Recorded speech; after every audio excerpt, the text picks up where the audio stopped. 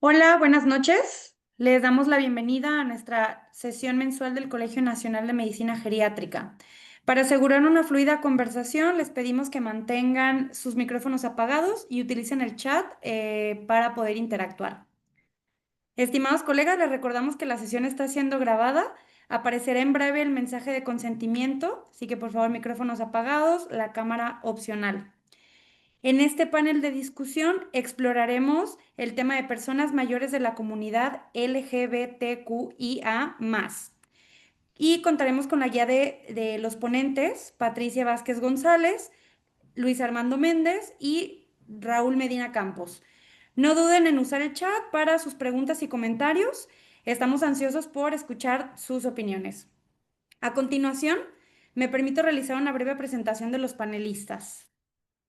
Contamos con la participación del doctor Luis Armando Méndez López, que es médico por la Universidad Autónoma de Zacatecas, geriatra por el Instituto Nacional de Ciencias Médicas y Nutrición Salvador Subirán y la UNAM. Cuenta con un diplomado en bioética por la Universidad Nacional Autónoma de México. Es adscrito a la Unidad de Atención Integral del Instituto Nacional de Geriatría, adscrito al Servicio de Geriatría del Centro Médico Naval y profesor del posgrado de la Universidad Naval. El doctor Raúl Hernán Medina Campos, que es director de investigación en el Instituto Nacional de Geriatría, es médico egresado de la Facultad Mexicana de Medicina de la Universidad La Salle, con especialidad en medicina interna y geriatría cursadas en el Instituto Nacional de Ciencias Médicas y de Nutrición. Cuenta con una maestría en vitalidad y envejecimiento en la Universidad de Leiden, en Países Bajos. Asimismo, es investigador en ciencias médicas nivel 6, candidato al Sistema Nacional de Investigadores. Es miembro activo de la Academia Latinoamericana Medicina del Adulto Mayor, así como profesor en el programa de maestría y doctorado en ciencias médicas, odontológicas y de salud de la Universidad Nacional Autónoma de México. Contamos con la participación de la licenciada Patricia Vázquez, que es escritora académica, investigadora y editora mexicana, licenciada en Letras Hispánicas por la Universidad Autónoma de Aguascalientes. Se ha dedicado a la investigación independiente en torno a la obra de autoras contemporáneos. Fue becaria del Fondo Estatal para la Cultura y las Artes en Aguascalientes en el año 2016, programa de estímulo a la creación y desarrollo artístico del año 2015 y 2024. Ha publicado Diario de una poeta recién casada y la novela de las mujeres murciélagos. Sus títulos más recientes son Fútbol Llanero y Francisco Alejandro parece un bebé ratón. Y contamos también con la participación de Wilfrido Salazar Rull, que es diseñador gráfico, abogado y activista. Eh, es socio fundador de la Fundación de Aguascalentense de Lucha contra el SIDA y de Acción para la Democracia en el año de 1994. Integrante de Diversa, agrupación política nacional feminista desde 1997, coordinador del capítulo estatal de Libertad de Información México en 2004. Integrante del equipo jurídico del Observatorio de Violencia Social y de Género de Aguascalientes. Ha participado en diversos proyectos editoriales locales, particulares y gubernamentales. Actualmente es integrante de la Comunidad para la Diversidad, los Derechos y la Ciudadanía de Aguascalientes, así como del Observatorio Nacional de Crímenes de Odio. Sin más por el momento, daremos paso al desarrollo de las presentaciones y temas de cada uno de los participantes.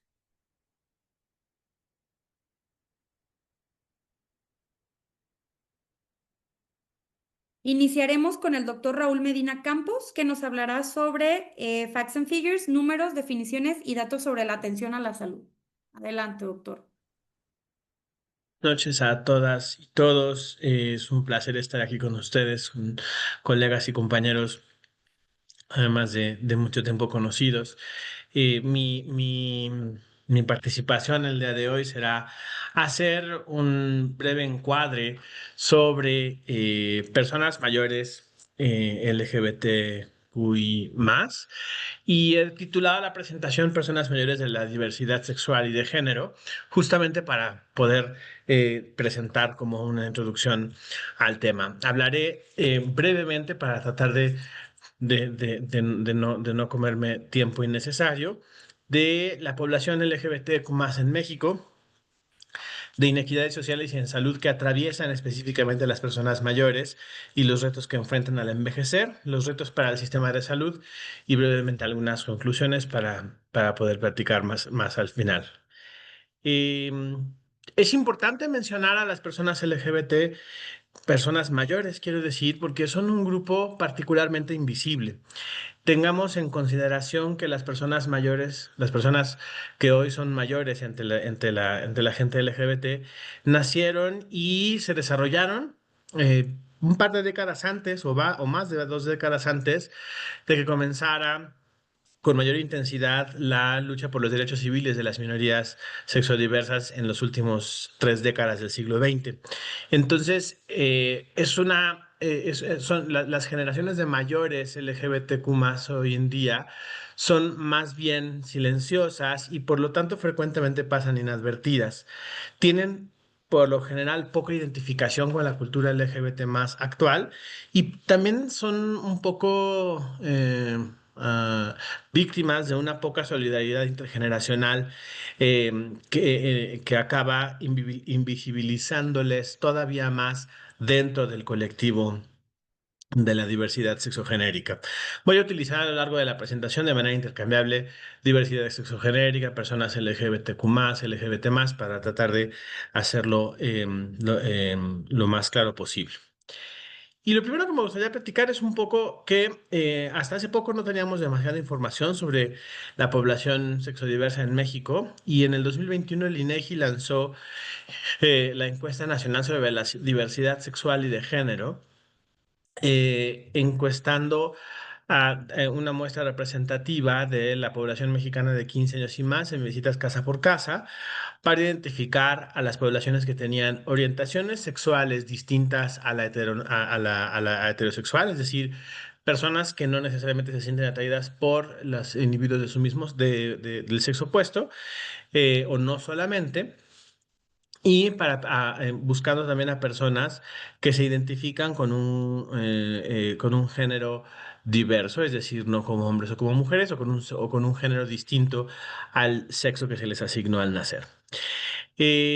La población con orientaciones sexuales diversas se muestra aquí en la gráfica de la izquierda y a la derecha identificamos a la población con identidades de género diversas que en conjunto se especifican como personas trans. Y es interesante observar la distribución por grupos de edad. En general, las personas, aquí en el centro se encuentra la proporción de personas dentro de la encuesta y a la derecha cómo se traduce eso hacia la población mexicana. Y podemos identificar así, por ejemplo, que entre las personas que tienen de 15 a 19 años, aproximadamente el 15% de ellas se identifica como pertenecientes a la diversidad sexogenérica, mientras que solo el 0,9% de las personas de 60 años y más lo hacen así. Esto no es muy diferente de lo observado en otros lados del mundo, más o menos entre un 7 y 10% de la población a nivel mundial y probablemente en generaciones más jóvenes sea un porcentaje más alto, se identifican como pertenecientes a la diversidad sexogenérica y pues México no obtuvo datos muy diferentes de lo general. Lo interesante es que no teníamos esta información y hoy la conocemos. Y es importante también subrayar que las personas mayores LGBT más enfrentan una serie de inequidades que en el ámbito tanto de lo social como de la salud que las ponen en riesgo y las vulneran desde diversas perspectivas. Por un lado, experimentan más barreras para la atención a la salud y los apoyos sociales, tienen menos opciones de cuidado informal por supuesto formal, tienen una mayor inestabilidad financiera y barreras legales y suelen enfrentarse a discriminación y maltrato, que es algo de lo que más tarde también hablará Luis. Desde el punto de vista de la salud, en general experimentan una peor salud física y mental, tienen una mayor prevalencia de comportamientos de riesgo.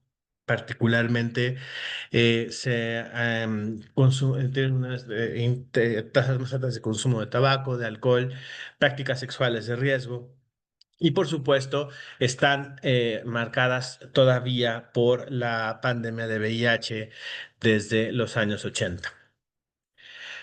También sabemos que en particular las personas trans tienen una mayor mortalidad comparada con las personas heteronormadas, es decir, las personas cisgénero y heterosexuales.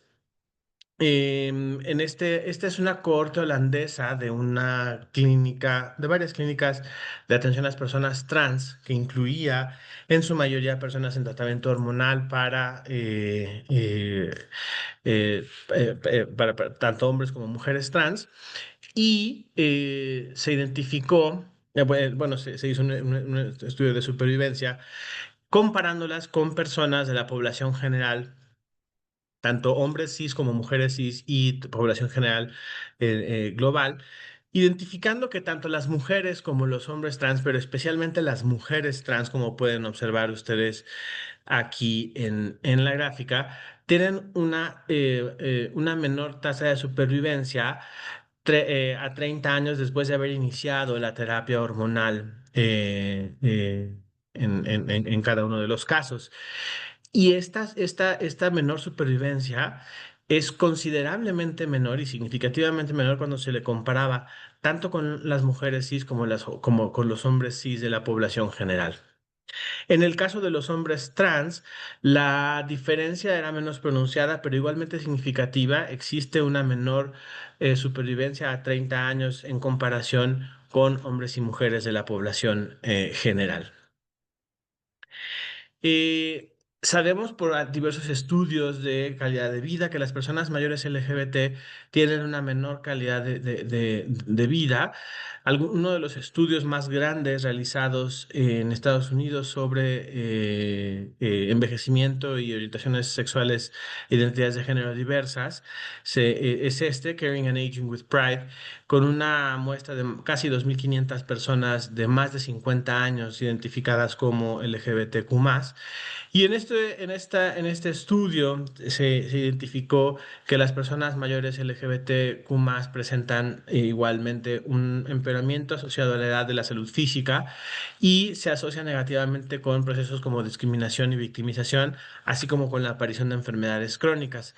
Por otro lado, tienen un efecto positivo en su salud, una buena red de apoyo, la presencia de apoyo social, la realización de actividad física y recreativa, el no uso de sustancias ilícitas, el tener un buen ingreso, un empleo y tener sexo masculino. En términos de salud mental, también estaba atravesada por experiencias de victimización y discriminación. Hay un importante efecto negativo en algunos casos cuando se revela la identidad de género de la persona y suele haber alguna asociación también con enfermedades crónicas. Por otro lado, también de manera similar a como había factores positivos en salud física, se encontraron algunos factores positivos en salud mental, incluyendo, de nuevo, una buena red de apoyo, actividad física y recreativa, el no usar sustancias, entre otros. Es, Durante muchos años, mucho de la lucha por los derechos civiles de las personas LGBT se ha centrado en el matrimonio, y esto pareciera a veces un poco insistente, pero hay evidencia de que esto efectivamente, el matrimonio igualitario, puede tener un impacto en la calidad de vida. Este estudio también es un subanálisis del mismo estudio, de la misma cohorte de envejecimiento LGBT en Estados Unidos, esta vez con una muestra de poco más de 1.800 personas, en las que se identificaron o se buscaron si había diferencias entre las personas que vivían en pareja, pero matrimoniadas, o en pareja no matrimoniada, comparada con quienes vivían en soltería. Y lo que se encontró a grandes rasgos fue que más o menos la mitad de las personas LGBT, las personas mayores LGBTQ+ en Estados Unidos, viven en pareja y la otra mitad vive en soltería. Y de quienes viven en pareja, también casi la mitad lo hacen en matrimonio, porque residen en estados en los que el matrimonio igualitario está presente, y la otra mitad elige o no tiene otra opción más que vivir en pareja no matrimonial. Y en términos generales, en los impactos en salud, no se encontraron diferencias entre quienes vivían bajo la figura de matrimonio, con quienes vivían solamente en pareja pero no matrimoniados, pero sí con estos dos grupos en comparación con la gente que vivía en soltería. Esto se parece más o menos a lo que sucede en personas mayores y en personas de otras edades heteronormadas, cis heteronormadas.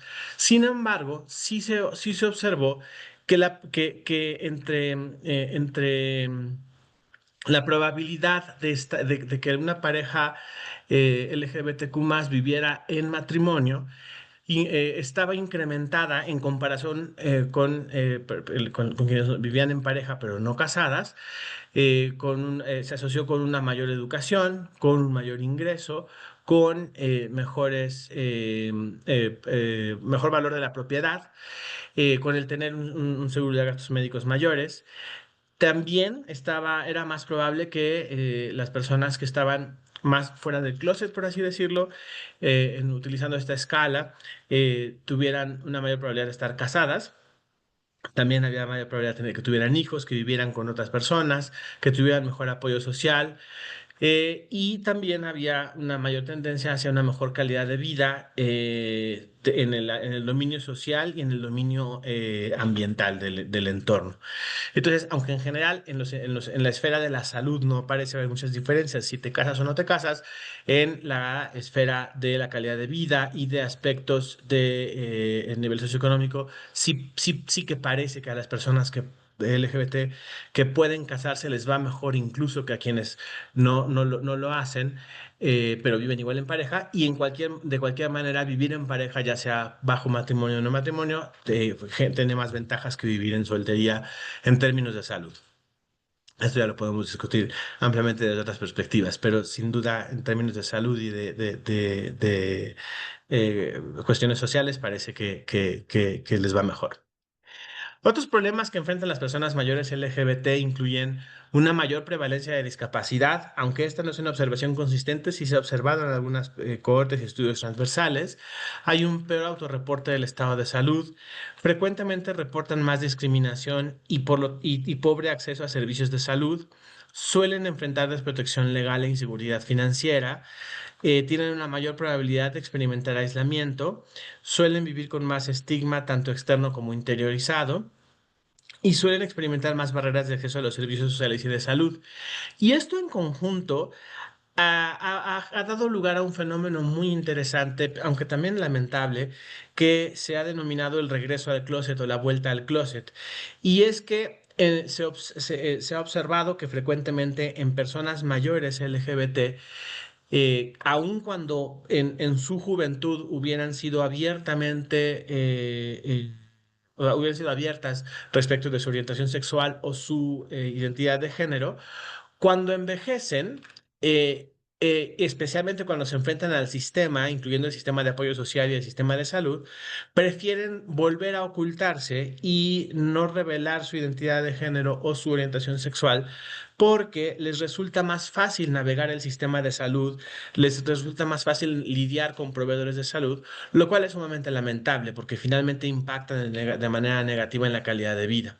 Y eso nos lleva a pensar en retos que hay para el sistema de salud, incluyendo el desarrollar políticas de inclusión y no discriminación, eliminar barreras de acceso a esos servicios, realizar protocolos de atención sensibles a la orientación sexual y la identidad de género, proveer sistemas de apoyo en la comunidad y adaptar los cuidados a largo plazo y los cuidados al final de la vida para incluir también personas de la diversidad sexogenérica, incluyendo las familias que forman.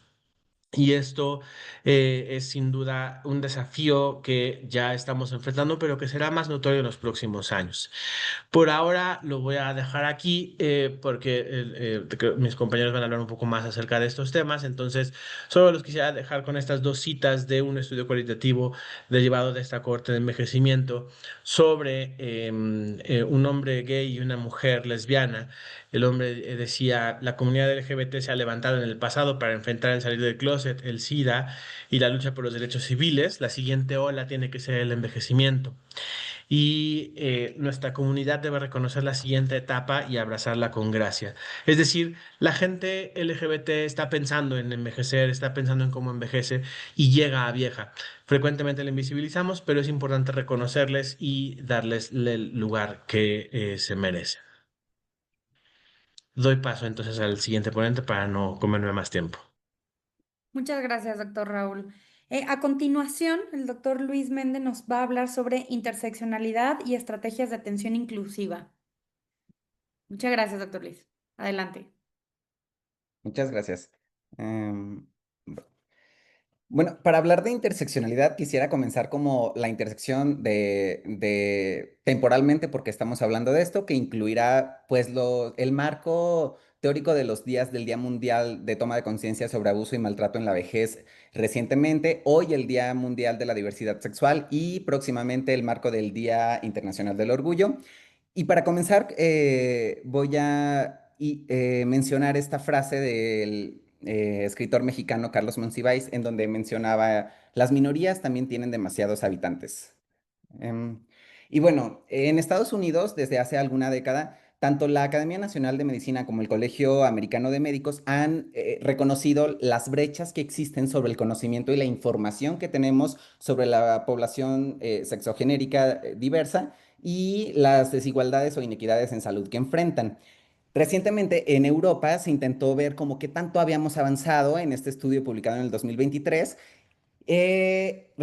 específicamente en personas mayores de la diversidad sexogenérica. Y si vemos en esta línea temporal, pues del 2002 al 2013, sí hubo algunos artículos o algunos estudios, pero básicamente en la última década, del 2013 al 2022, fue cuando aumentó la cantidad de información que tenemos, pero aún así solamente recabaron en países nórdicos 41 estudios. Y cuando se empezó a analizar de qué tipo era la información con la que contamos, principalmente es de tipo cualitativa. Con las limitaciones que esto pueda tener, ofrece ciertas ventajas como los estudios cualitativos nos ayudan a conocer de forma más genuina lo que las personas nos quieren decir. Entonces, de los 41 estudios, 35 pertenecieron de tipo cualitativo y también se destaca que las minorías entre las minorías, por ejemplo, las personas con identidad de género diversa, son menos representadas o tenemos menos información, menos datos. Y a pesar de que esta revisión intentó enfocarse en personas mayores LGBTQI+, cuando se revisaron específicamente los artículos mencionados, solamente 13 de ellos, la mayoría de Suecia, hablaban específicamente de los retos en personas mayores. Por lo tanto, nos quedamos con el mensaje de que pues seguimos teniendo poca información y otros estudios han mencionado que el personal de salud recibe poca capacitación en cómo abordar estos temas. Entonces, para empezar a saber cómo lo vamos a abordar, tenemos que tener algunas consideraciones. Algunos términos que se han mencionado es, por ejemplo, que esta falta de información tiene que ver con algo que se denomina injusticia epistémica, que quiere decir que la información viene de personas ajenas a los principalmente involucrados.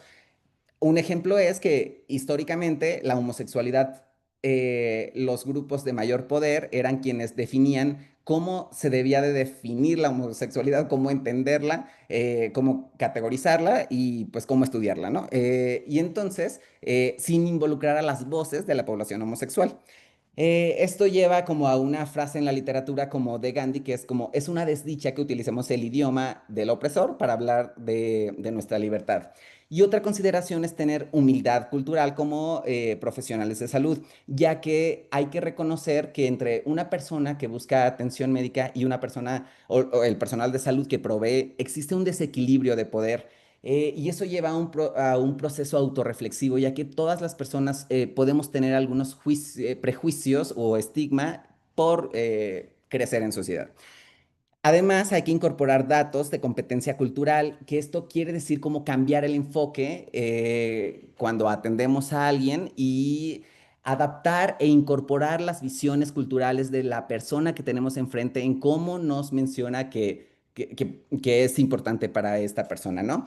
Y esto llevará a un cambio cultural intencional o es el propósito. Entonces, para ir entendiendo esto, que no es tan sencillo, se han descrito algunas formas de constructos que el personal en geriatría pudiera tener cierto entrenamiento en entender como los constructos. Hay tres principales de los que voy a hablar, que son experiencias vividas, modelo de estrés minoritario y la interseccionalidad. El primero de las experiencias vividas se ha abordado de dos teorías básicamente. La teoría de curso de vida, que quiere decir que las personas envejecen conforme también envejece la sociedad y el contexto histórico y social. Entonces, hay que considerar a la generación que pertenecieron las personas mayores. Sí, pertenecieron a la generación invisible, en donde había una ausencia total del discurso público, y que probablemente esto lleve como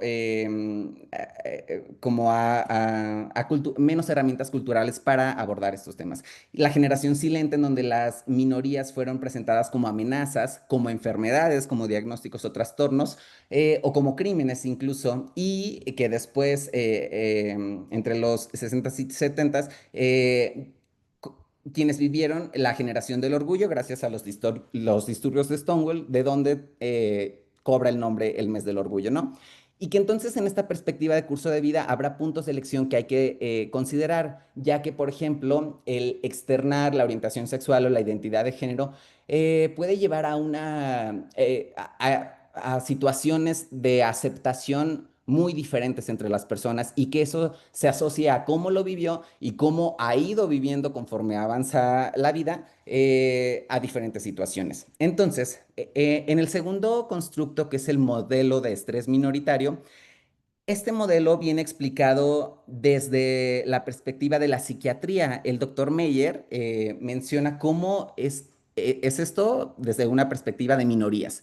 Y comienza como hablando de que todas las personas nos podemos enfrentar a situaciones adversas, a circunstancias solamente por existir en sociedad, pero existen algunos rasgos que esto va a aumentar la vulnerabilidad por orientación sexual, por identidad de género, por pertenecer a alguna minoría. Y entonces, si se identifican o nos identificamos dentro de una minoría, nos vamos a enfrentar a algunos estresores que pueden ser generales, y que incluso una misma circunstancia puede clasificarse dentro de o considerarse como un estresor general, o como un estrés minoritario. Nos referimos a estrés minoritario cuando tiene que ver la orientación sexual, principalmente, o la identidad de género minoritaria, a las circunstancias o a los estresores que se enfrenten. Un ejemplo más tangible es, por ejemplo, la pérdida de empleo. La pérdida de empleo puede ser un estresor general si hay una crisis económica, digamos, en el país, pero la pérdida del empleo, si está asociada por discriminación laboral y por discriminación que considere aspectos de la diversidad, entonces es un estrés minoritario también. Y el estrés minoritario puede ser de dos tipos: extrínseco o intrínseco. El extrínseco o distal es aquel que es como institucional. Ejemplos son como violencia o crímenes de odio más tangibles, o el estigma institucional, incluso como en servicios de salud. Y el estrés minoritario proximal o interno tiene que ver con formas de afrontamiento, de aceptación, de un estigma interiorizado, como lo que se ha denominado, por ejemplo, la homofobia interiorizada. Y que entonces esto podrá llevar a algunos desenlaces de salud. Pero las minorías también, al enfrentarse a situaciones adversas, han desarrollado algunas estrategias, o todos podemos enfrentar situaciones adversas, y entonces desarrollar algunas estrategias de afrontamiento que nos haga como más resilientes a lo que viene en la vida. Entonces, desde el punto de vista de atención clínica, tenemos que considerar esto, que esto tiene intersección incluso con teorías dentro del ámbito de la geriatría. La carga alostática, por ejemplo, que se genera por la exposición a estresores, cuando supera el umbral de la resiliencia que podamos tener, podrá llevar a desenlaces de distinto tipo. Y este marco del modelo de estrés minoritario es importante, porque si lo entendemos, podemos pensar en cómo vamos a actuar para mejorar la atención de salud. Por un lado, hay que considerar los estresores, cómo podemos disminuir este tipo de estresores, incluso sociales, y por otro, cómo podemos fomentar las estrategias de afrontamiento, que pueden ser tanto individuales como de soporte social, individual o colectivo. El segundo constructo es hablar de interseccionalidad, que el término interseccionalidad, aunque cada vez lo hemos ido adoptando en el ámbito de la salud, En realidad no nació del ámbito de la salud, tiene su origen en el ámbito del derecho. Fue la profesora Kimberly Crenshaw quien en 1989 lo acuña para explicar la forma compleja y acumulativa de los efectos de múltiples tipos de discriminación, como por ejemplo racismo, sexismo, clasismo, los cuales se combinan, se superponen o se entrecruzan, especialmente en las experiencias de individuos o grupos de personas marginadas.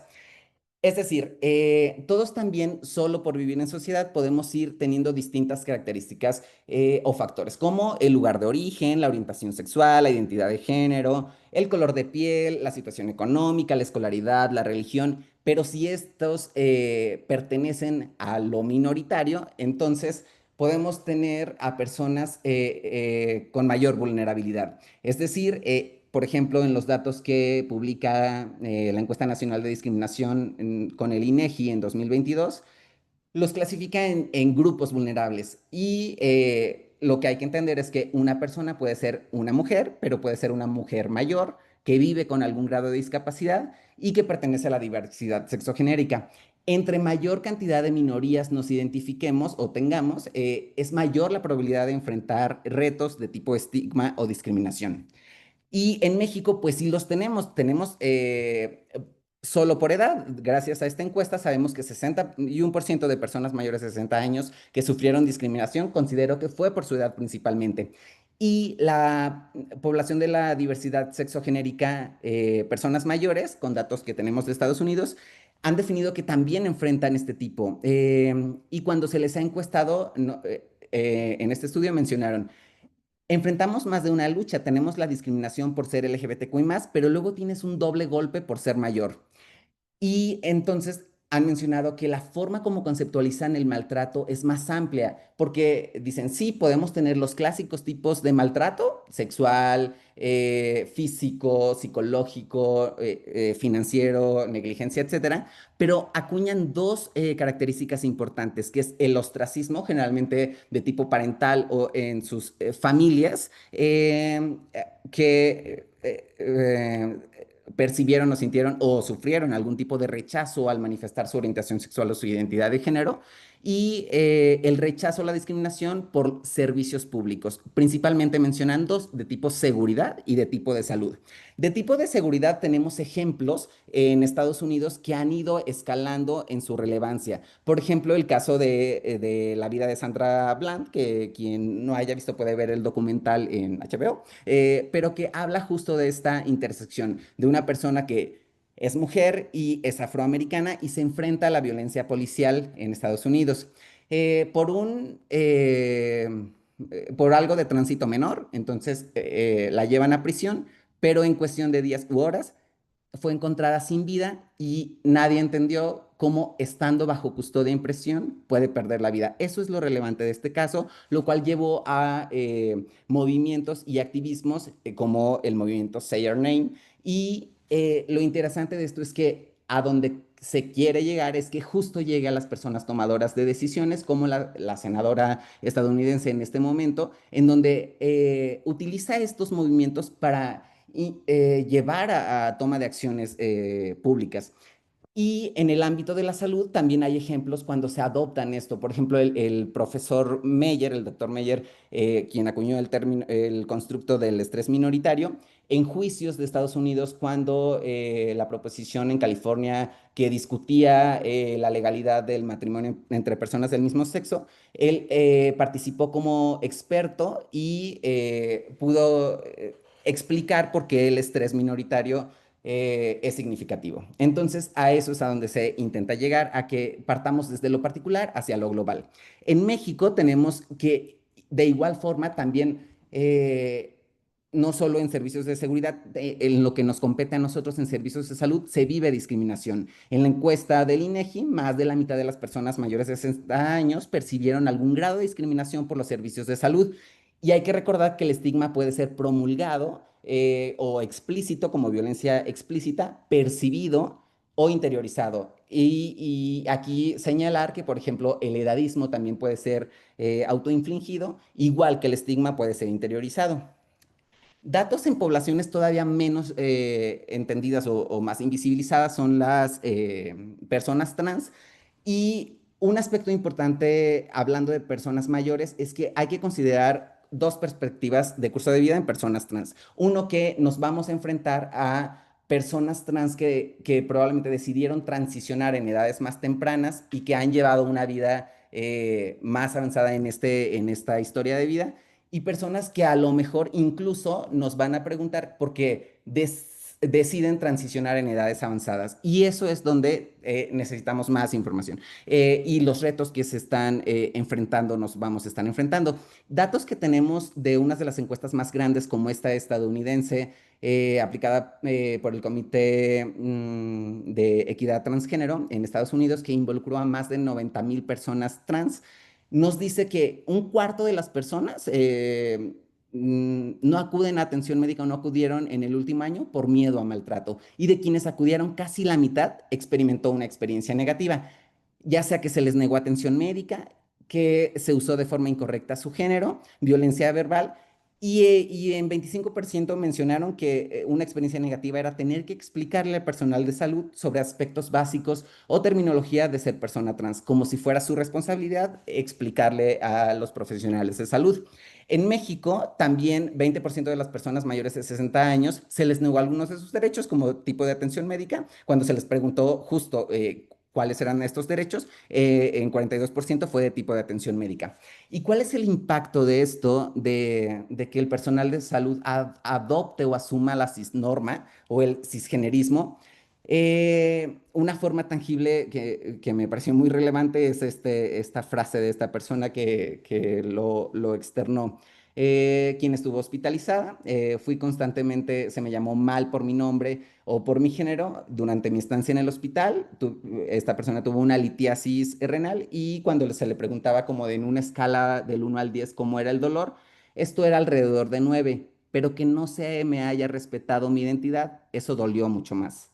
Entonces, podemos considerar cómo podemos evitar esto, o sea, porque asumir la cisnorma es muy común en los servicios de salud. Y probablemente la respuesta sea que primero hay que conocer y hay que documentar, hay que preguntar, hay que saber cómo es que hay que dirigirnos a las personas para evitar esto, que no es cualquier cosa.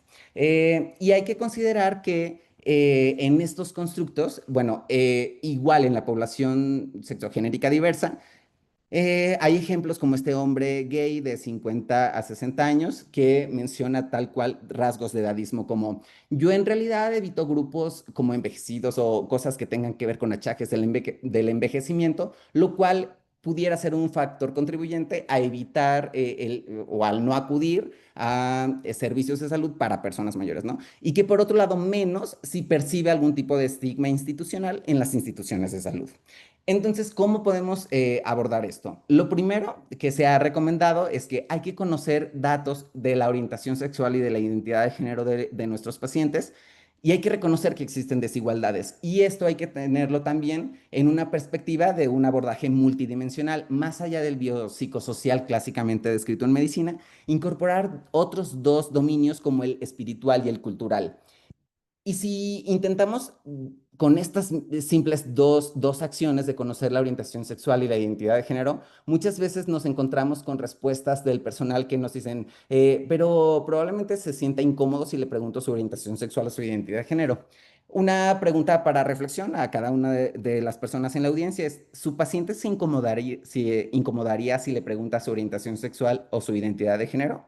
Bueno, datos que tenemos, por ejemplo, en este estudio de llama, 3/4 del personal de salud asumió que sí, que se sentirían incómodos si se les pregunta. Pero en este estudio que incluyó tanto la perspectiva de personal de salud como de pacientes de la diversidad sexogenérica, solamente el 10% estuvo de acuerdo en que sí se negaría o en revelar su orientación sexual o su identidad de género. Y esto es muy discrepante con lo que asumió el personal de salud.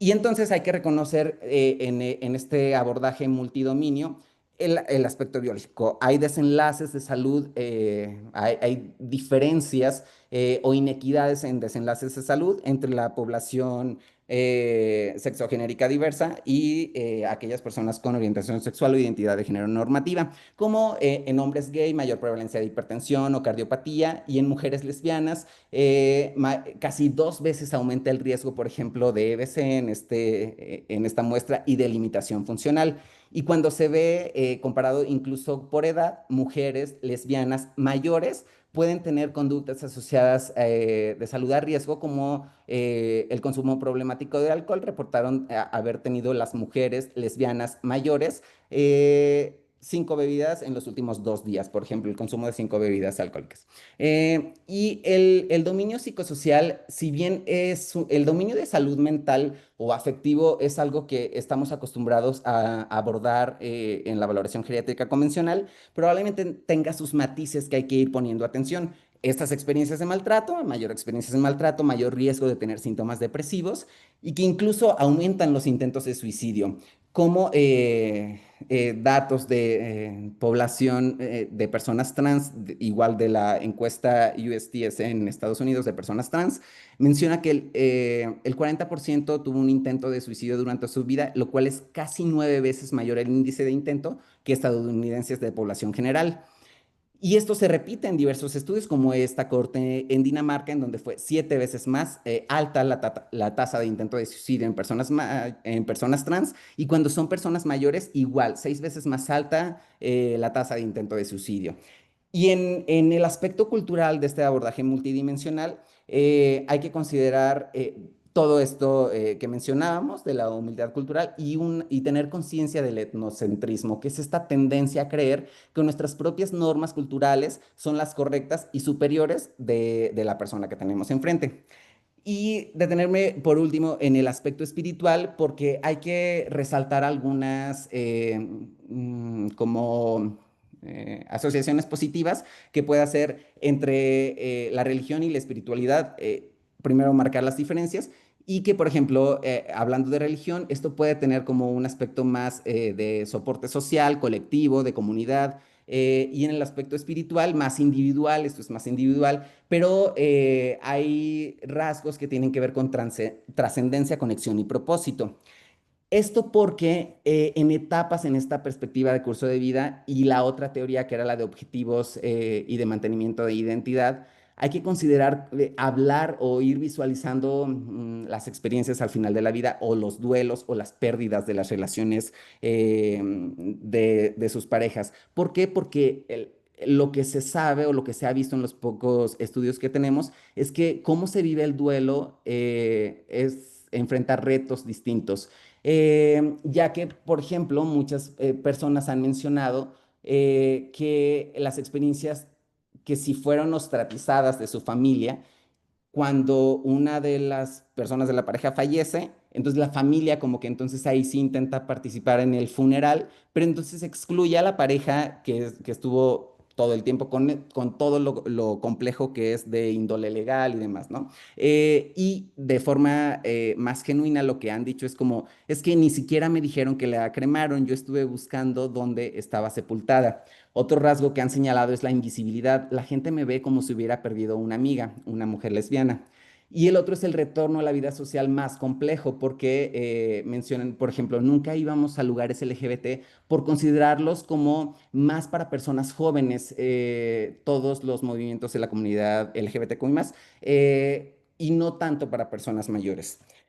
Y un ejemplo del escritor con el que comencé es que pues estas experiencias pueden ser vividas de forma distinta, como el caso del escritor Carlos Monsiváis en 19 de junio del 2010, en donde su homenaje y su funeral fue en Bellas Artes, en Ciudad de México, con figuras de la élite intelectual, incluso política, y que fue un funeral que refleja cómo acciones van más allá y el soporte social puede cambiar la forma como se vive. Y entonces quedarnos con este mensaje de que Por un lado hay que disminuir los estresores, pero por otro también hay que ver cómo podemos aumentar la resiliencia y las formas de afrontamiento. Y la resiliencia actualmente en el marco gerontológico se menciona desde una perspectiva multidominio y dinámica en forma constante. Es decir, la resiliencia no es un aspecto aislado que hay que ver en un momento nada más, sino que se construye durante décadas y se construye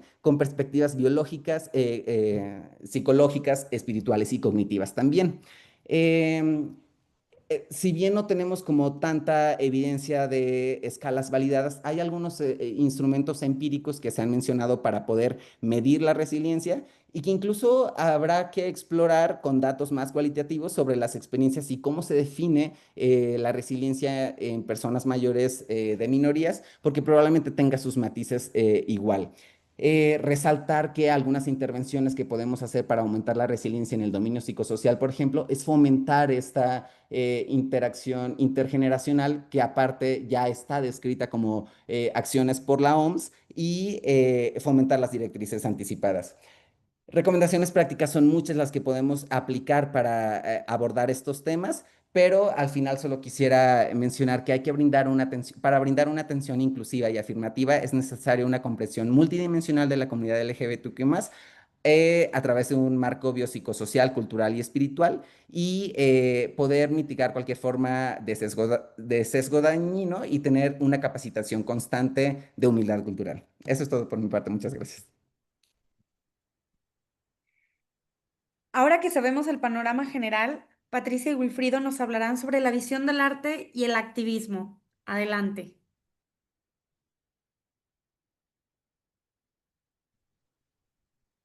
Hola, buenas noches. Primeramente, quiero una sesión académica mensual. Me siento muy contenta de compartir y de ser partícipe de primera mano de escuchar toda esta información. Yo primeramente les voy a hablar muy poco de algunos personajes en la literatura, yéndonos como al lado contrario, sí, de todo esto que se ha hablado, porque podríamos pensar que la literatura es ficción, de alguna manera lo es, ¿no? Pero hay que ver qué tanto la ficcionalizamos. Entonces, de algunos personajes que han estado en la literatura, que han sido atravesados por estas situaciones de desigualdad y de discriminación. Por ejemplo, hay una obra de Mario Bellatín que se llama Salón de Belleza, es una novela muy pues corta relativamente, donde la novela es en sí de cómo este personaje se enfrenta a esta serie de dificultades que no se han resuelto y que se están tratando en este panel y llega pues precisamente a la muerte a una edad relativamente joven, no llega a la vejez o a la senectud. También tenemos El vampiro de la colonia Roma, Adonis García, en CDMX, un joven que empieza, la primera novela gay publicada en este país, que empieza a vivir su sexualidad en Zona Rosa. Entonces, pues ya se imaginarán el festín que se dio, pero se narra pues de su adolescencia a los 30 años a que aprende cómo relacionarse sexoafectivamente con los hombres, sobre todo sexualmente, pero esta novela también nos deja hasta ahí. O sea, no nos muestra qué es lo que sigue, si Adonis García pasa de los 50 años, si había un sistema que respondiera a sus cuidados, si había políticas públicas en México, incluso desde la literatura. Entonces, ahora que fui personajes de la diversidad en la literatura, lésbico gay, mucho menos trans. Ahora hay un poco más, pero con anterioridad no. Y pues también muy interesante cómo estos personajes dentro de su narrativa se enfrentaron pues a todas estas circunstancias. Pero luego dije, bueno, vamos a buscar mujeres, ¿no? Porque aquí, bueno, antes de esto tenemos este poemario muy importante, Poesía, de Abigail Bojor, que su mismo nombre lo dice, Poesía. Entonces también un poeta tremendo en México, sin tanto reconocimiento, cómo termina su vida desde que está nombrando este poemario. Y como les digo, pensé, bueno, vamos a buscar mujeres. Una cosa fácil, ¿no? Pues al contrario, todavía más complicado encontrar personajes mujeres. Y lo primero que recordé extrañamente, fue Angelina Jolie, en la película esta famosa de Gia, donde Angelina, por supuesto, guapísima, es modelo en Estados Unidos, bisexual, pero está ubicado como en los 80s la película, entonces está esta moda de inyectarse, ¿no? ¿Qué es lo que pasa? Pues se contagia. Y para ahí, en esta época, el SIDA, VIH, pues no era todavía, pues no se sabía qué estaba pasando. Pues, ¿qué es lo que pasa? Finalmente ya tiene una muerte de cama. De lo que recuerdo ahora, pues se queda en la cama y creo que hasta la piel como que se le queda y la cuida la pareja. Pero ahí, aunque sucumbió su belleza, podemos decir, y si estamos hablando de una joven modelo, metida en el mundo de los excesos, fue muy rápido y tampoco llegó como personaje mujer a sus 40 o 50 años para ver qué pasaba incluso en otros países como Estados Unidos con otras políticas que ahora, bueno, ya veremos qué prevalece, pero en ese momento como que habría sido interesante ver esos referentes. Ahora hay mucho cine, por supuesto, y mucho Netflix, pero no vamos a hablar de lo de ahora. Entonces, trasladando un poco esta situación a México, hay dos novelas. La primera novela lésbica que se escribe en los 80s, que se llama Amora, de Ana Rosa, perdón, Ana María Rofiel. ¿Qué es lo que pasa? Hay dos mujeres que se llama Claudia y Guadalupe en Ciudad de México. Claudia es bisexual, son parte del movimiento estudiantil, feminista, lésbico, incluso cuando comienza a formarse también a finales. Sin embargo, o sea, ellas sí se quedan juntas, qué bueno, ¿no? O sea, y Claudia incluso, aunque es bisexual, se queda con Guadalupe. Sin embargo, en la novela, esta época que retrata entre ellas es de los 20 pisando a los 30 años, o sea, son muy jóvenes y nos volvemos a quedar con ese vacío de, bueno, ¿y después qué? Sí realizaron un activismo, sí salieron del closet en los 80s, que se está narrando este panorama en el entonces Distrito Federal. Hay otra novela también por la época que se llama Dos mujeres de Sara Levy, donde también está la protagonista y Genoveva, ¿no? Pues, y es algo similar, es esta circunstancia de que si se aman, que si no, al final, por supuesto, terminan juntas en Europa, creo, en una playa. No es Santorini, pero algo así. Estas dos novelas comparten que al final del día dan a entender, pues, que los personajes vivían en un entorno socioeconómico medio alto, entonces sus circunstancias podrían ser más llevaderas y no enfrentarse incluso como a tanta discriminación o desigualdad que personajes de la diversidad pudieran haber vivido en los 80s, o al menos que se trasladaran a lo narrativo. Y haciendo una búsqueda, porque dije, cabrón, bueno, perdón, y dije, caray, pues, ¿qué está pasando? O sea, de verdad hay un vacío de la senectud en la literatura y más en mujeres. Entonces pregunté a un muy querido amigo, Luis Martín Ulloa, doctor de Guadalajara, y me recordó que existe un cuento escrito en 1959, publicado, de Pita Amor. El cuento se llama Raquel Rivadeneira. Entonces, con esto cierro mi participación. ¿Qué es lo que pasó con Raquel Rivadeneira, una señora en CDMX, en el entonces Distrito Federal? Pues bien, como que nunca batalló por lo económico, entonces se la vivía justo, fumando, bebiendo, un amante en turno, siempre hombres con sus amigas, hasta que llega la edad. ¿No se acaban? No. Entonces, ¿qué es lo que pasa cuando ya le pega la edad? Pues la siguen visitando sus amigos, pero ya para contarles a ella de sus nuevas aventuras más jóvenes. Entonces, imaginen la cosa que sucedió para ella. Por supuesto que en alguna de esas charlas o veladas, donde había puros, y pura gente elegante y así, llega una mujer muy masculinizada y pues la corteja, ¿no? Le manda florecitas, le pide su número, que si puede ser su amiga, y termina teniendo una relación. Lo que se me hace muy interesante, pues es que Raquel Rivadeneira no termina Jajas Pasiones, están saliendo con una señora de 60 años. Ambas ya de 60 años, imaginen. Un cuento en 1959 en México, donde está haciendo un retrato lésbico de mujeres ya en la tercera edad. Y pues ya saben, la rechaza y luego ya se siente sola y pues le habla y todo eso. Pero hay una parte súper importante donde le dice, no, ya se acabó, me diste curiosidad y ahora asco, y yo ya tengo que reintegrarme a mi vida.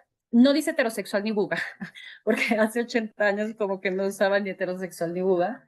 Y le dice, vete si es que acaso tienes nietos. Entonces fue esa situación del refugio, o sea, si es que acaso había tenido familia, había dado a luz y esos hijos habían tenido hijos, como que ese va a ser tu refugio, mientras yo me voy a quedar aquí sola, a enfrentar esto sola y a enfrentar mi muerte. Y por supuesto no se habla de toda esta posibilidad de políticas públicas, de sistema, de todo eso que estamos hablando, y que mi querido Willy, que me acompaña aquí y agradezco mucho, pues nos va a ayudar como a darle ese futuro a estos personajes de la literatura que hubiéramos querido que tuvieran y que ahora nos encantaría que tuvieran. Gracias.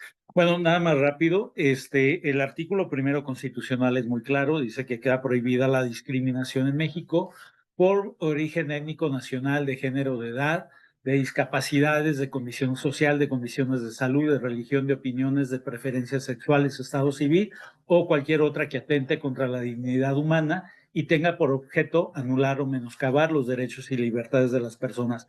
¿Qué es lo que sucede? Todos estos grupos mencionados en el último párrafo del artículo primero constitucional son los que se conocen jurídicamente como categorías sospechosas de discriminación y que resulta que todos tienen de alguna manera una instancia o un programa de atención o política pública. Las personas con discapacidad, bueno, tienen el DIF, tienen diferentes instancias donde se les atiende. La tercera edad, digamos, de manera generalizada. Las infancias también tienen diferentes sistemas, del CIPINA, etcétera. Las mujeres, pues tienen todas las instancias de las mujeres y demás.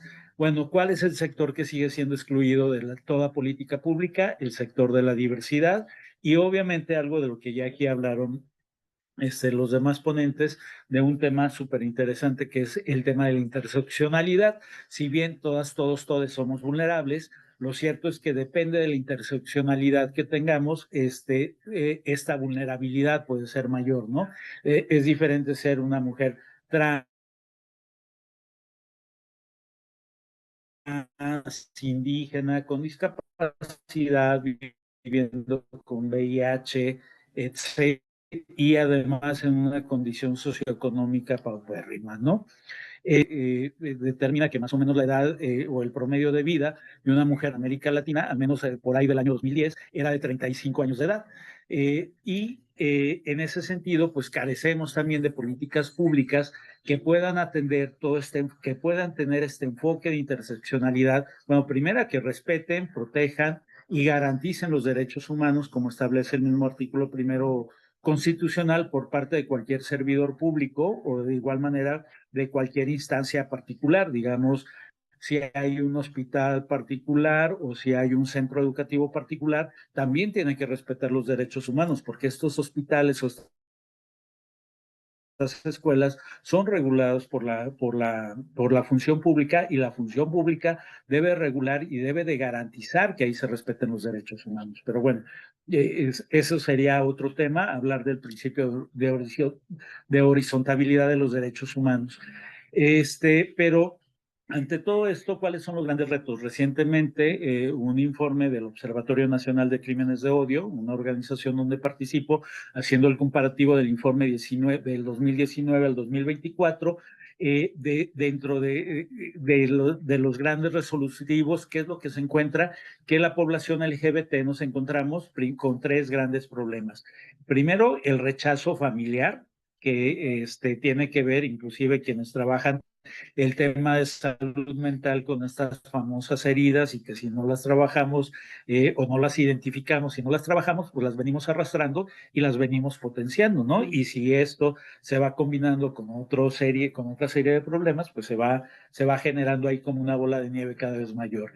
Obviamente también el tema de las pocas opciones o el acoso laboral o educativo. Digo, muchas personas que por su expresión de género o su identidad, digamos, o por la expresión tan abierta de ser gay o lesbiana o ahora persona trans o no binaria, digamos, todo el rechazo que se vive y que a lo mejor muchas veces hizo que no tuviéramos el acceso a la educación necesario. A lo mejor podemos inferir que quienes estamos aquí, de cierta manera, tuvimos el privilegio de estudiar, tuvimos el privilegio de no ser rechazados o sacados de nuestros núcleos familiares, pero cuántas personas no tuvieron ese privilegio o esa oportunidad, ¿no? Entonces, bueno, no tuvieron un buen acceso educativo y también, por lo tanto, las condiciones laborales pues son más limitadas y un sector muy importante es el sector trans, y sobre todo,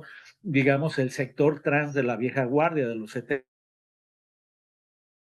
80s, 90s, ¿no? Donde pues solamente o eras estilista o eras trabajadora sexual. O sea, prácticamente eran las únicas oportunidades para el sector trans. Entonces, en ese sentido, se va generando otra serie de problemáticas que aquí también ya se ha hablado. Y bueno, obviamente estamos con todo el tema de la discriminación y que obviamente esto va increciendo también como lo dice la teoría feminista, esta teoría de la espiral, en donde a lo mejor primero empieza el golpecito, el insulto y va creciendo hasta llegar a un posible crimen de odio, ¿no? Y además un posible crimen de odio que va a quedar impune porque tenemos legislaciones que no están ni siquiera adecuadas a la realidad social. Por ejemplo, Aguascalientes, a pesar de que es el quinto estado, según la ENDACIC, que ya ha sido comentada, somos el quinto estado con la tasa más alta, digamos, mientras el promedio en esta encuesta nacional, el promedio de personas que somos del sector de la diversidad sexual es del 5.1, en Aguascalientes es del 7.3. Entonces, digo, a pesar de esto, por ejemplo, Aguascalientes no tiene armonizada su código civil, su código penal, y mucho menos tiene políticas públicas o políticas públicas afirmativas que atiendan, digamos, cuestiones específicas. Obviamente, hablando del sector de la tercera edad, fue la primera vez que me platicaba Pati, y bueno, agradecer tanto a Pati y a Dafne la invitación. Obviamente, a lo mejor desde la perspectiva privilegiada había como cuestiones pendientes como el tema del cohousing o el tema de la hipoteca inversa o el tema de, por ejemplo, algo que ya se dijo, por ejemplo, hoy en día la expectativa de vida, por ejemplo, para quienes viven con VIH es mucho mayor a hace 20, 30 años, ¿no? Entonces, bueno, ¿qué estamos haciendo? O sea, no tenemos estadísticas específicas que nos hablen de qué está pasando con este sector de la población, qué tipo de enfermedades o problemáticas están enfrentándose. Si bien ya no es el tema de la infección por VIH, pero qué enfermedades colaterales están enfrentando, ¿no?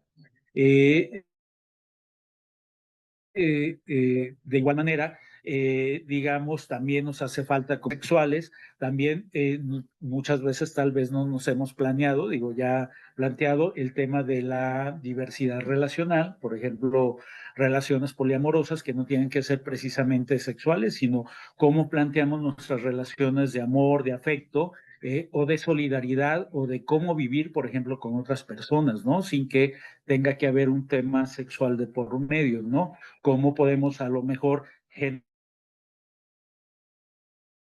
nuevos esquemas de convivencia, y en ese sentido, pues yo creo que eso es parte del reto que está sobre la mesa, y creo que precisamente lo que tenemos que exigir es que las nuevas estadísticas, la nueva ENDACIC, pues pueda tener una primera que pueda ser mucho más amplia, porque si hay muchas críticas a este ejercicio que se hizo durante el 2020 al 2022. ¿Por qué? Porque pues, cuando se empezó la encuesta llegó la pandemia y ya para cerrarla se hizo a través de como de participación, de autoascripción, a través de Internet. Y bueno, desde una perspectiva donde muchos activistas hemos analizado la encuesta, obviamente hay muchos problemas con la muestra, no tenemos información, digamos, representativa por estado, por municipio, etcétera. No viene esa desagregación de información y pareciera que la mayor parte de la población es población joven, digamos el 60% de quienes participaron o quienes se autoascribieron dentro de este abanico de la diversidad sexual no pasa de los 30 años, casi el 60%, ¿no? Pero eso tiene que ver precisamente cómo se desarrolló la encuesta. Esperemos que en el siguiente ejercicio, si es que se llega a hacer, pues pueda ser un ejercicio más amplio y que además puedan utilizarse reactivos o indicadores que precisamente necesitamos el sector de la diversidad sexual y que entre ellos está toda la información estadística que requerimos para generar políticas públicas específicas para el sector de la tercera edad. Y sería cuánto. Gracias.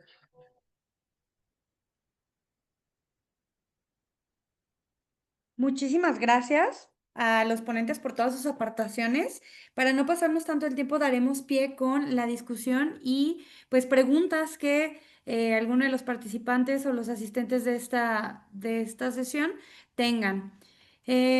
Vamos a revisar en el chat.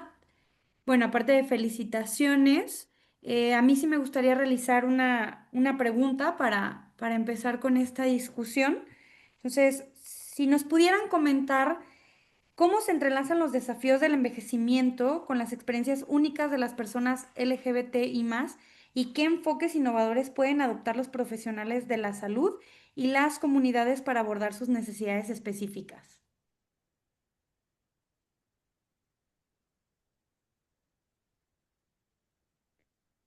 Pues, yo creo que Wilfried acaba de hacer una excelente síntesis en los últimos minutos acerca de esto y a lo mejor él puede ahondar, pero sí me parece que en los siguientes años tendremos que enfrentar mejor a los sobrevivientes de largo tiempo con VIH por un lado, pero también a las personas que envejecen después de haber transicionado en la juventud, a las personas trans que envejecen siendo trans, o a las que deciden transicionar en edades avanzadas. Y eso plantea retos de salud importantes, pero también en las formas nuevas de relaciones. Efectivamente, no tenemos un andamiaje jurídico que dé soporte a formas de relacionarse diferentes, a parejas o más bien a grupos poliamorosos o a personas que deciden cohabitar simplemente para enfrentar con mayor facilidad los retos de la vejez. Entonces creo que esos son parte de lo relevante en los siguientes años. Muchas gracias. Otra pregunta sería, el arte como herramienta de defensa, ¿cómo puede el activismo artístico amplificar las voces de las personas mayores LGBT y más, promoviendo la visibilidad, así como fomentar un sentido de comunidad y pertenencia frente a los estigmas y y las discriminaciones sociales?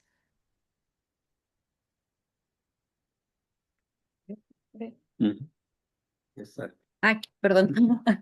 Este, creo que es muy importante tomar los espacios que ya están en el arte, que puede ser a través del cine, de la literatura, del teatro, del canto, de todas estas expresiones. Hay una cosa que yo digo que es en apariencia sencilla, pero que puede empezar poco a poco a trazar este camino. Ahorita, lo más simple, las plataformas, Netflix, Amazon, Disney, lo que sea, tienen ya una amplia oferta de series con temas de la diversidad. Entonces yo creo que lo primero es eso, por ejemplo, que empecemos a verlas más, pues para que no las quiten, ¿no? Para que se vea que hay un público. Lo mismo en la literatura, también empezar a consumir estas temáticas. En el teatro también, ok, si hay una obra que aborda temas de la diversidad, o sea, no ir solo a eso, pues a todo, pero también empezar como a familiarizarse, bueno, pues también voy a ver este tema porque es importante que se mantenga y empezar a hacerlo parte de nuestra realidad, hacerlo visible, incursionarlo. Muchísimas gracias. Déjeme revisar si hay alguna pregunta en el chat. Si no, bueno, una última pregunta sería, a menudo las víctimas de abuso han expresado desconfianza hacia la policía y los profesionales médicos o simplemente no saben a quién llamar para pedir ayuda. ¿Cuáles son los obstáculos más importantes que impiden que las personas mayores LGBT más denuncien el abuso y cómo pudiéramos generar confianza con los proveedores de servicios y así aumentar las tasas de denuncia? Sí, pues justo creo que desde estrategias más simples en donde mencionábamos como lo de intentar disminuir el estigma percibido, eh, parecería muy obvio, pero pudiéramos como preguntarnos si solamente tener algún símbolo de bienvenida, de aceptación, que disminuya el estigma percibido, porque decíamos que puede ser percibido, o sea, en instituciones de salud, consultorios o donde sea, se pueda visibilizar que pueden ser las personas bienvenidas independientemente. Eso puede ser desde una estrategia y lo otro, pues irlo explorando. Hay una forma en el interrogatorio en la atención médica que se conoce como la pregunta de dignidad, que aunque esto está más enfocado hacia como cuidados paliativos, la pregunta es como, ¿qué tengo que saber yo como profesional de salud sobre su historia, sobre su vida, para darle una atención de calidad?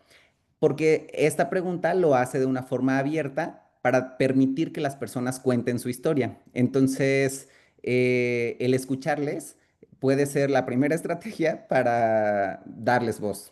Yo creo que el tener información y darles voz es lo primero. Muchísimas gracias. Gracias a todos por su participación y por la asistencia. Agradecemos nuevamente a los panelistas por compartir sus valiosos conocimientos en esta interesante discusión. También extendemos nuestro agradecimiento a todos los asistentes por acompañarnos en la sesión mensual del Colegio Nacional de Medicina Geriátrica. Les recordamos que la grabación de esta sesión estará disponible en el canal oficial de YouTube del colegio. En el chat encontrarán el enlace para descargar su constancia de asistencia, así como el acceso al repositorio con materiales relacionados con esta y otras sesiones. Dejen nada más dar una última revisión al chat. Y pues nada, muchísimas felicitaciones y es lo único que hasta ahorita ha habido en el chat. Ha sido una sesión muy interesante, creo que le ha gustado a varios de los participantes. Entonces, si no hay más por el momento, déjeme nada más ver si el doctor Julio todavía puede darnos un último mensaje de despedida. Sí, está bien, Ale. Muchísimas gracias por tu ayuda. Y muchísimas gracias a Wilfrido, muchísimas gracias a Patricia, muchísimas gracias a Raúl, muchísimas gracias a Luis. Para nosotros es un honor y un gran placer haber contado con ustedes en esta sesión. Para nosotros es muy importante recordarles a todos que la agenda del envejecimiento saludable no está completa de ninguna manera si no se incluyen de forma constante y consistente y con firmeza, sin duda alguna, temas que involucren la defensa de los derechos humanos y la denuncia a quienes con cierta frecuencia intentan no respetarlos. Entonces, esos temas son importantísimos. Tengan la certeza que desde esta mesa directiva estamos convencidos de que las vejeces no son simplemente una pareja de adultos mayores heteros. Muchísimas gracias a todos por su presencia, muchísimas gracias por su interés. Nos vemos en la siguiente sesión. Les recuerdo nuestras redes sociales, Conamejer MX, les recuerdo nuestra página, conamejer.org, y los invitamos y las invitamos a el congreso que está próximo a suceder aquí en Guadalajara los últimos meses de agosto. Que estén muy bien, muchas gracias por su presencia.